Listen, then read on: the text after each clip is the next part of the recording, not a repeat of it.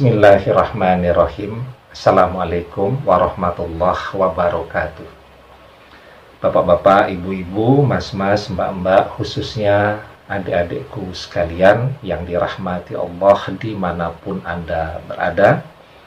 Kembali di IIP Channel bersama saya, IIP Wijayanto. Kali ini kita akan membahas tema memperjuangkan mantanmu kembali adalah ibadah yang mulia, ya. Nah, jadi kita akan lihat nih dua konteks perpisahan, ya. Yang pertama adalah perpisahan dalam konteks pernikahan. Jadi sudah terjadi pernikahan, suami istri berpisah, ataukah pisah ranjang, ataukah sudah bercerai, ya.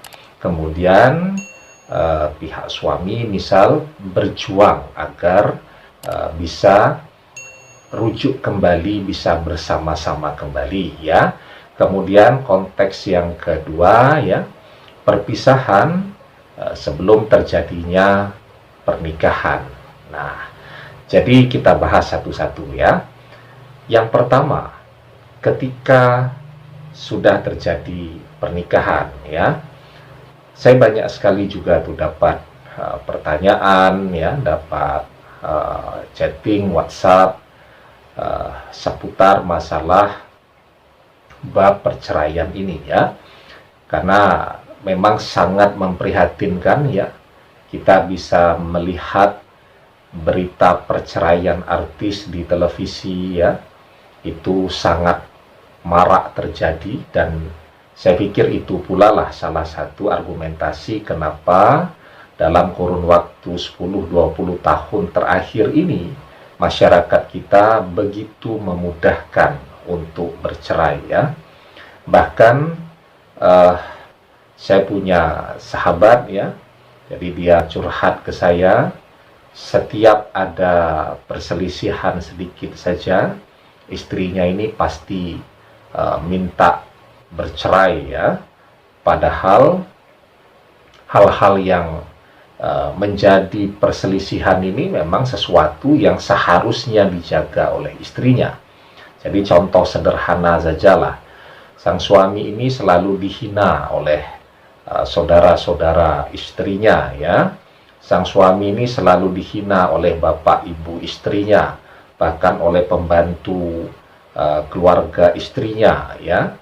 Dan itu diceritakan kemana-mana, yang kemudian juga mengganggu determinasi pekerjaan sang suami. Nah, ketika sang suami bilang, kamu mbok ikut menjaga kehormatan saya, nah, istrinya ngamuk, ya, marah begitu, karena merasa tidak terima misal orang tuanya disindir dan lain-lain, dan minta bercerai, ya.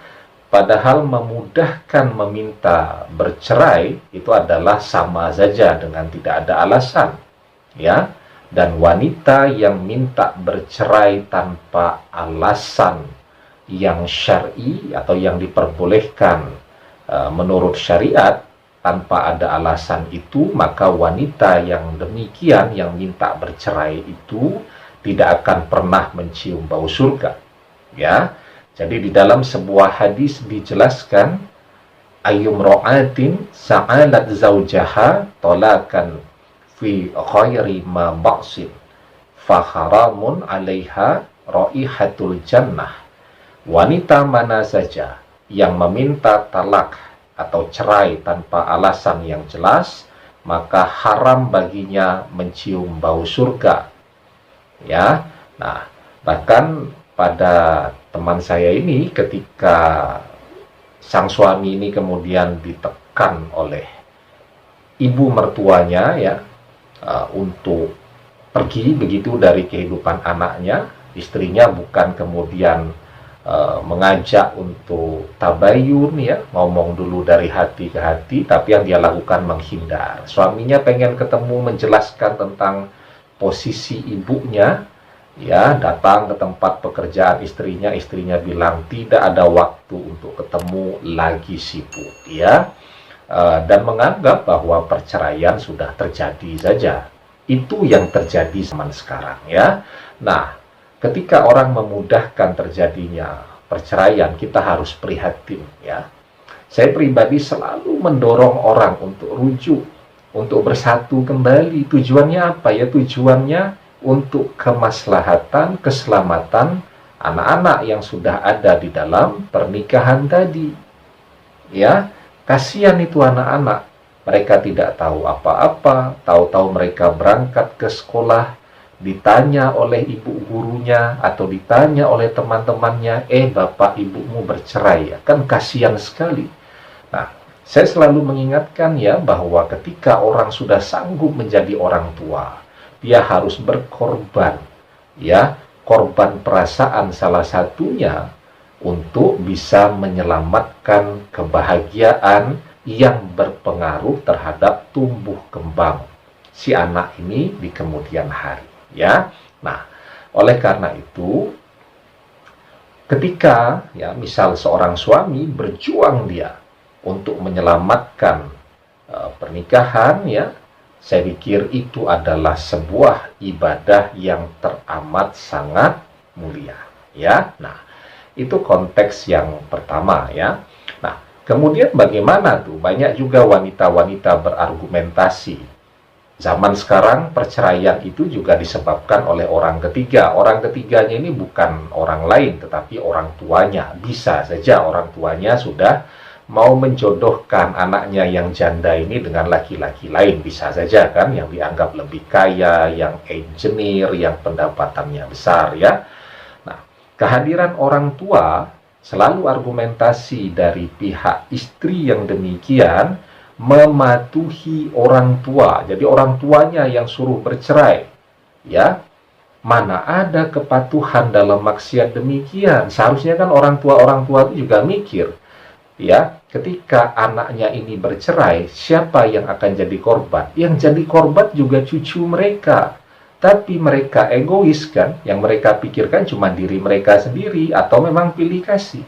Mereka cuma sayang dengan cucunya dari anaknya yang tertentu, sementara dari mantu yang lain, yang mereka kurang oke ya, mungkin latar belakang keluarganya dan seterusnya, ya, mereka tidak pernah menyayangi cucu-cucu yang itu tadi, sehingga mau mereka hancur, tidak punya masa depan, bagi kakek nenek yang demikian sudah tidak peduli lagi. Nah, bagi para istri yang mematuhi anjuran maksiat yang demikian dari orang tuanya sekalipun, itu adalah perbuatan dosa. Ya, jadi di dalam sebuah hadis dijelaskan, la ta'ata fi maksiatin innamat ta'atu fil ma'rufi. Ya, tidak ada ketaatan dalam melakukan maksiat. Sesungguhnya ketaatan itu hanya dalam melakukan kebaikan. Jadi kalau orang tua menganjurkan pada kebaikan, taat. Tapi kalau menganjurkan pada perceraian, jangan mau. Ya. Nah, kemudian pada konteks pasangan yang pacaran ya. Apalagi pacarannya ini sudah terlalu jauh ya, sampai takrab zina, sampai berzinah ya, maka ketika misal laki-laki ini merasa berdosa, aduh kok ini berzinah ya, padahal pertobatannya seorang pezinah, yakni menikahi wanita yang dia zinahi ya. Nah, maka usahanya untuk mengembalikan dan menikah dengan mantannya tadi itu juga adalah perjuangan dan ibadah yang mulia dalam rangka menuju pertobatan ya. Di dalam surat An-Nur ayat yang ketiga, Allah Subhanahu wa taala berfirman, "Adzani la yankihu illa zaniyatan." Laki-laki yang berzinah tidak mengawini melainkan perempuan yang berzinah. Dalam konteks ini adalah wanita yang ia zinahi ya. Nah, nanti lebih lengkapnya bisa dilihat di video saya yang judulnya Ingatkan Mantan ya, bahwa kalian pernah berzinah. Tobatnya orang berzinah itu adalah menikah, bukan justru berpisah. Nanti linknya saya cantumkan di deskripsi agar pemahamannya bisa menjadi lebih lengkap dan lebih baik ya. Jadi Intinya, kesimpulannya, berjuang mengembalikan mantan untuk bisa bersama-sama kembali di dalam pernikahan itu adalah ibadah yang mulia, karena pernikahan adalah ibadah yang teramat sangat mulia. Demikian, semoga bermanfaat. Wallahu a'lam bishawab, billahi taufik wal hidayah. Assalamualaikum warahmatullahi wabarakatuh.